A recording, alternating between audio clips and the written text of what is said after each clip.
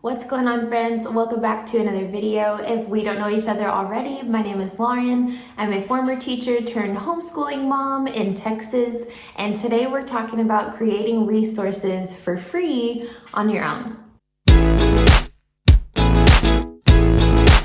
So today I'm going to show you exactly how you can create resources on canva.com completely for free with everything that you have in your mind that you know will help support your kids. And if you can't find it out there or you don't follow a curriculum, but you're needing something to help support learning at home, this is the perfect way to do it. So I'm going to walk you through a very simple DIY kind of sheet that I was going ahead and creating for our learning. And I want to just show you all of the available resources and things that Canva has to offer completely for free so that you can create these things for your kids. Regardless of the topic or concept that you're working on or wanting to create a resource for, you can find many different templates on Canva that are already made for you, including worksheets, calendars, planners, schedules, all types of things. So I would highly encourage you to check out those templates if you're not quite comfortable with creating something on your own. But I am going to show you just how easy it is. It's very simple, very user-friendly. There's nothing kind of hidden or to figure out with Canva. They make it easy for you to just hop right in, get started, create something that is specifically tailored to what you are looking for, and then it's yours. You can print it off, you can have it printed and sent to you. All of these things are available for free. Once again, for free, because sometimes those things can rack up. Resources and curriculum can really get expensive if you are purchasing things here and there. It all adds up. So having something that's for free and is exactly what you're needing for your kids, unbeatable. Okay, so the topic that I'm going to be showing you guys is word problems. And as you know, my son is 6 years old, so this is gonna be very simple and basic. If you are needing something a little more intricate, you can definitely apply this, like if your kids are in high school, or if you're needing something a little more difficult because they're in a higher level, that's fine. I just wanted to use this so that it can serve as a great example and very easy to follow. So the first thing that I'm going to do is, of course, add a title, and then I like to start with the little clip art. So if you will click on elements on the left-hand side, you will see that many different options come up. So there are graphics, there are photos, you can add graphs and different visual aids that they have provided like a starting point, a template for. So I'm going to be clicking on elements and using the graphics, and then I just typed in like fall or pumpkins because that's kind of the theme that I'm gonna go with since right now it is November.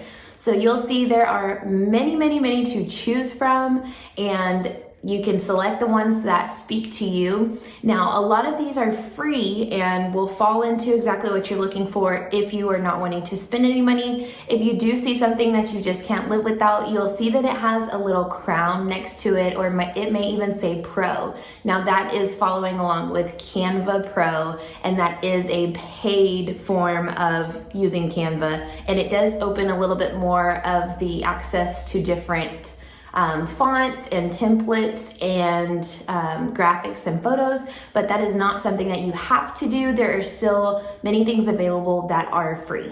Okay, so once I have all of my elements in place and kind of where I want to start, this helps me to map out what I want the sheet to look like, or the page or resource to look like first, and kind of where I'm going to be adding the text in. So that's just how I personally like to frame it out. You can do it differently if you want to. And then I'm going to go over to text. And with text, you'll see that there is a ready-made font size and format for the heading or a subheading or like the body. So I'm gonna go ahead and click subheading because I want it to be kind of a medium size.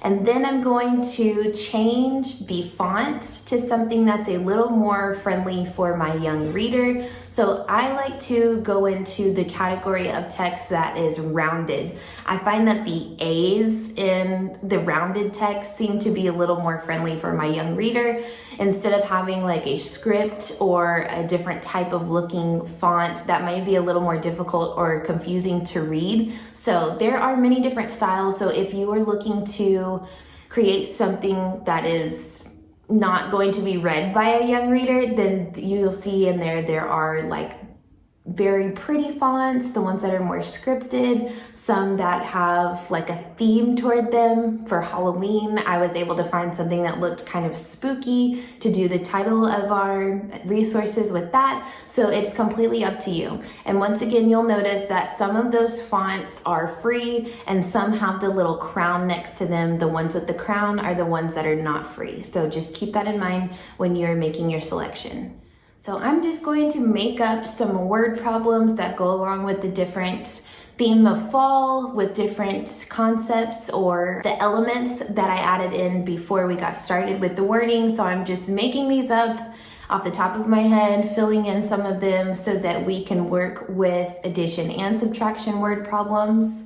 And then I also want to show you that you have the option to select different elements within one page. If you'll hold down Shift while you're selecting the different elements, it allows them to come together. And then on Canva, it has the option to group. So once you group all of those elements that you want together, you can resize them, you can move them, you can cut and then paste them on a different page if you're needing to rearrange something. So it's very easy to manipulate that way, keep all of them together and so for instance, if you resize them, all of the different fonts within that grouping will change and be the same size, still stay in the same format.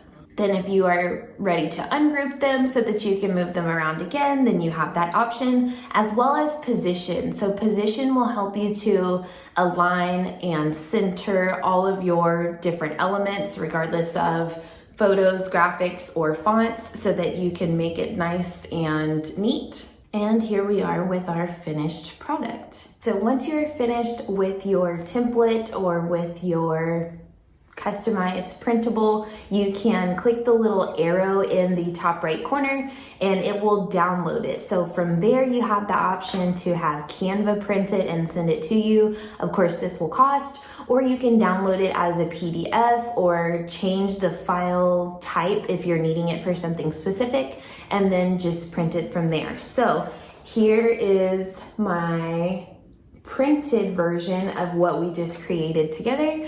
And like I said, with Canva, I love it so much because it's free and everything is completely customizable. So whether it is a planner or a schedule or a whatever it may be, a project outline, or even if you're wanting to create different stories that align with the concepts that you are working on for whatever topic that it may be, that is the perfect way to do it and without spending any money. So all of the different resources that I share with you guys that I've created, I do it on Canva because it's very easy. Like I said, it's user friendly. I can print them, I can save them, and then once you're in your account, it keeps all of your designs. So you can just keep using them if you want to make your own type of template and just change the material inside of it or the topics. You can also do that. So once you've done all the hard work to create the template or like an outline of your printable, then you can go from there and change all of the details of it,